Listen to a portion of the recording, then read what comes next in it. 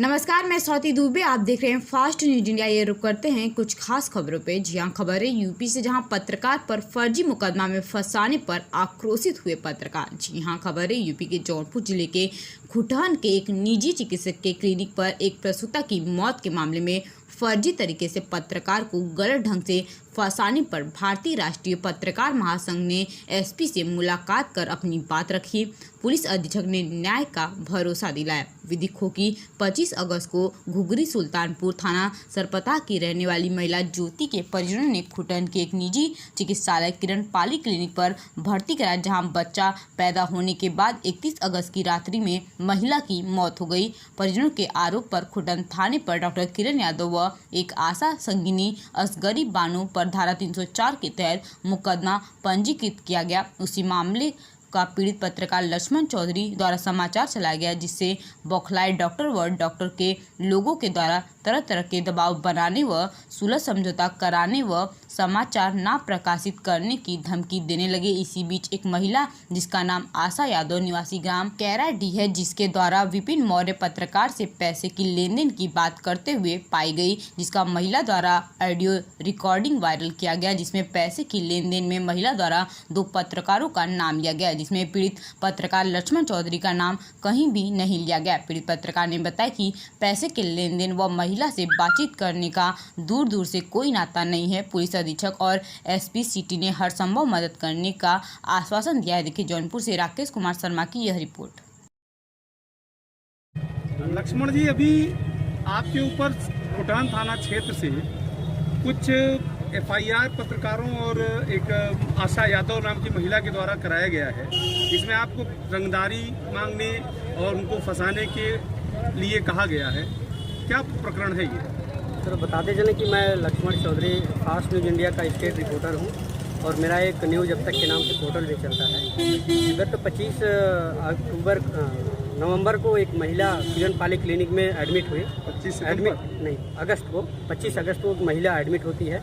उसके बाद 31 अगस्त को ही उसकी डेथ कर जाती है। तो उसके परिजन जो है खुटहन थाने पर तहरीर देकर मुकदमा और कार्रवाई की मांग करते हैं।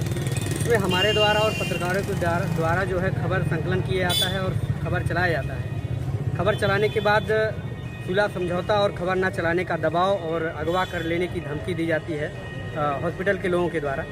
उसके बाद उन्हीं के कुछ लोगों के द्वारा जो है ऑडियो और वीडियो पत्रकार के द्वारा पैसा दे करके सुलह समझौता करने का एक ऑडियो भी वायरल हुआ, जिसमें मेरा कहीं नाम नहीं है, ना किसी वीडियो में है, ना ऑडियो में है।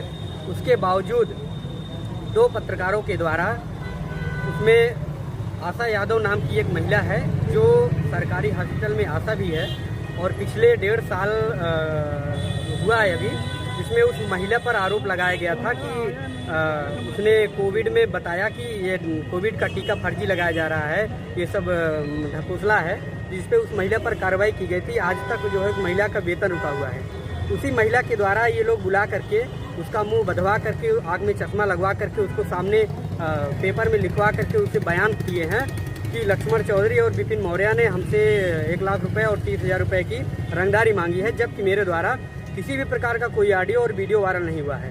पत्रकार के द्वारा या किसी लोगों के द्वारा ये वीडियो बना करके हमारा नाम लिवा करके हमारे ऊपर फर्जी मुकदमा कराया गया है, जिसमें आज हम पुलिस अधीक्षक जी को ज्ञापन सौंपे हैं, जिसमें हमने निष्पक्ष जांच के लिए मांग किया हुआ है और उन्हें आश्वासन दिया। उन्होंने आश्वासन भी दिया है कि निष्पक्ष जांच किया जाएगा, उसके बाद ही जो है किसी प्रकार का कोई कार्रवाई की जाएगी। लेकिन जो ऑडियो रिलीज हुआ है उसमें विपिन चंद्र जी ये कहते हुए पाए गए हैं कि 5-6 लोग हैं और 5-5 हज़ार के हिसाब से देखिए जो पैसा लेता है या पैसा लेने का प्रयास करता है वो किसी का भी नाम ले सकता है।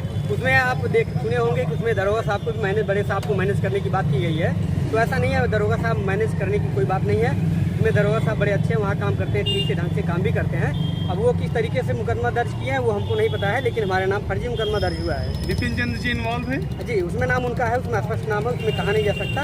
उसमें और लोगों का भी नाम है, लेकिन उनके खिलाफ मुकदमा नहीं दर्ज किया गया है। सिर्फ मेरे नाम और विपिन के नाम मुकदमा दर्ज किया गया है। लेकिन वहीं ऑडियो में रिंकू का भी नाम आ रहा है, कोई रिंकू करके पत्रकार हैं, उनके खिलाफ मुकदमा नहीं दर्ज हुआ, जबकि ऑडियो में आपका नाम नहीं है, फिर भी आपके खिलाफ मुकदमा दर्ज हुआ। क्या मामला? जी, रिंकू उपाध्याय हैं, के द्वारा भी शायद 10,000 रुपये की मांग की गई थी। आशा के द्वारा बार बार उनका नाम लिया गया।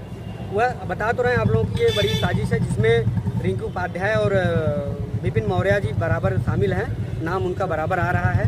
लेकिन मेरा नाम कहीं नहीं था, लेकिन रिंकू उपाध्याय का नाम लोग काट करके मेरा नाम जोड़ा गया है, जबरन जोड़ा गया है। महिला को अब चाहे बाला फुसला करके चाहे बहकार करके किसी तरीके से महिला को मेरा नाम बुलवाया गया है। जबकि आपने देखा होगा वीडियो में वो सामने से पढ़ती हुई दिखाई दे रही है। चश्मे में आप जूम करके देखेंगे 2 लोग सामने खड़े हैं, चश्मे में दिखाई दे रहे हैं। अभी आपने कप्तान साहब से मुलाकात की है, पुलिस अधीक्षक महोदय ने क्या आश्वासन आपको दिया? उन्होंने यही कहा है कि प्रकरण की पूरी जानकारी सीओ शाहगंज को दिया गया है और वही जांच करेंगे और हमारी तरफ से पूरी तरीके से निष्पक्ष जांच की जाएगी।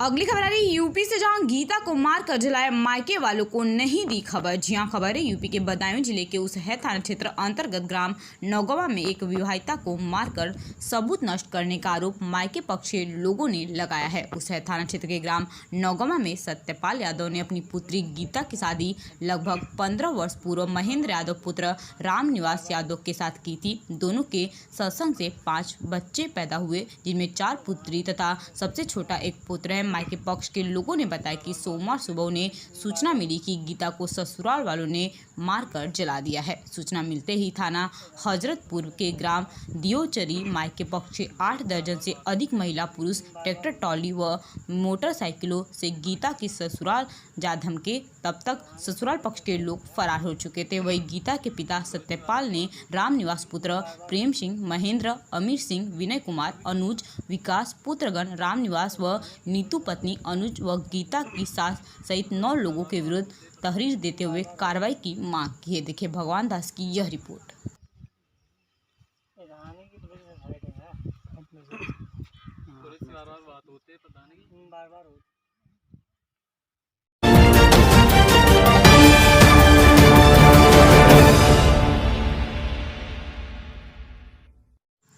अगली खबर आ रही यूपी से, जहां भारतीय किसान यूनियन के पदाधिकारी ने धरना प्रदर्शन किया। जी हां, खबर है यूपी के जनपद कासगंज में आज भारतीय किसान यूनियन भानु कासगंज के पदाधिकारियों ने धरना प्रदर्शन करने के लिए डीएम कार्यालय के लिए निकले। भारतीय किसान यूनियन भानु के जिलाध्यक्ष के कहने पर मौके पर तहसीलदार अजय कुमार पहुंचे और ढोला प्रभारी मौके पर भारी फोर्स के साथ पहुंचे। राष्ट्रीय सचिव अरुण चौहान ने बताया कि ग्राम गढ़ी में सुशील कश्यप, जिनके निजी खेत में पंकज सचिव ने दबंगई के बल पर उनके निजी तालाब में नाला निकाल दिया था, जिससे तालाब में सभी पालतू मछली जहरीले पानी से मर गई, जिसकी मांग को लेकर डीएम साहब के पास हजारों किसान एक होकर निकले। तहसीलदार साहब ने पंकज सचिव के खिलाफ मुकदमा लिखवाया और नाले को तत्काल प्रभाव से बंद कराया। कासगंज जिला अध्यक्ष ब्रिजेश चौहान ने कहा कि जल्दी सस्पेंड नहीं किया तो भारतीय किसान यूनियन भानु के पदाधिकारी डीएम साहब के कार्यालय पर डेरा डालेंगे। प्रदेश संगठन मंत्री बदन सिंह यादव, मंडल उपाध्यक्ष ब्रिजेश यादव, जिला सचिव धर्मेंद्र यादव,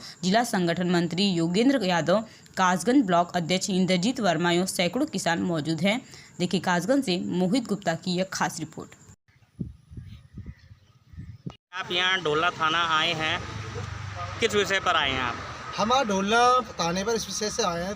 आज से 1 महीना पहले हमने एक ज्ञापन दिया था डीएम साहब को, एसडीएम साहब को, जो पंकज सचिव जो है हमारे गढ़ी पचकाएँ के, उन्होंने हमारे मंडल अध्यक्ष सुशील कश्यप के खेत में अवैध एक नाला निकाल दिया था, जिससे उनके खेत में जो उनके तालाब में मछली थी 10 लाख का नुकसान हुआ है। इसको लेकर हम डीएम साहब से 1 महीना पहले मिलते, कोई कार्रवाई नहीं हुई। कल उनका ज़्यादा नुकसान हुआ था, इसको लेकर हमने सभी पदाधिकारियों को बुलाया और आज डीएम साहब के जाने का दरगाह। मौके पर हमारे यहाँ तहसीलदार साहब पहुँचे और ढोला कोतवाल साहब पहुँचे। उन्होंने हमारी मांगों को नहीं माना। जब हम इकट्ठे हुए सब लोग और जैसे डीएम साहब के कार्यालय के लिए प्रस्थान किया, तत्काल हमारी मांगों को माना गया है और पंकज सेक्रेटरी के खिलाफ मुकदमा लिखा गया है, नाले को बंद कराया गया है।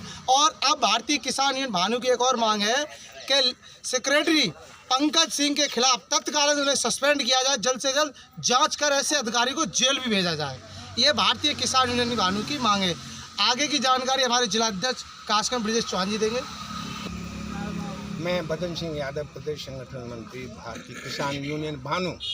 आज हम थाने पर इसलिए एकत्रित हुए कि हमारे सुशील कश्यप के निजी तालाब में मछलियां पालकर अपना जीवन यापन करते थे। करीब ये इनके परिवार में 40 लोग हैं। इसी तालाब पर उनका जीवन निर्भर है। और पंकज जो सेक्रेटरी हैं, उन्होंने जबरिया इनके खेत में होकर के नाला निकाला, जो गांव का गंदा पानी तालाब में आया, जिससे कुंटलों मछलियां रात मर गईं। और पहले भी हम डीएम साहब से मिले हैं, लेकिन कोई कार्रवाई नहीं हुई। आज हम सभी पदाधिकारी इकट्ठित हुए तो वहाँ पर कोतवाल साहब और तहसीलदार साहब मौके पर पहुँचे। हमारी मांगों को नहीं माना, लेकिन बाद में जब हमने धरने को चालू रखा, ऐलान किया, तब हमारी मांगों को मान लिया गया। और उन्होंने पंकज के खिलाफ FIR नंबर 318 धारा 427, 428, 429 और 188 के तहत मुकदमा दर्ज किया है। हम इंस्पेक्टर साहब का धन्यवाद।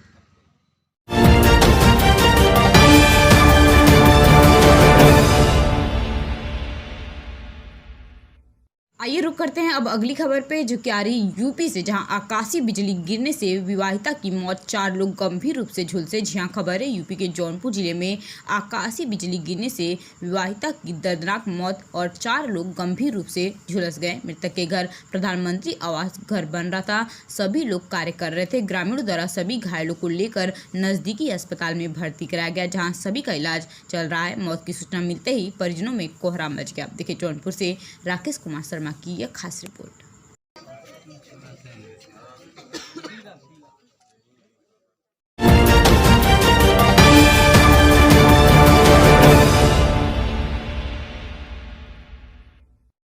अगली खबर है यूपी से, जहां पकड़ी गई अवैध शराब। जी हां, खबर है यूपी के पीलीभीत जिले के न्यूरिया थाना क्षेत्र अंतर्गत पुलिस द्वारा 2 अभियुक्त को मई एक जरी कैन में 20 लीटर शराब खाम व 1 लीटर की बोतल में मिश्रित शराब, मई 1 किलो यूरिया, मई 1 बाल्टी 20 लीटर खाली व 1 कीप व 1 मग मई 2 चाकू के साथ गिरफ्तार किया गया। मामला थाना न्यूरिया जनपद पीलीभीत पंजीकृत कर न्यायालय भेजा गया है। देखिए न्यूरिया से रामचंद्र सक्सेना की यह रिपोर्ट।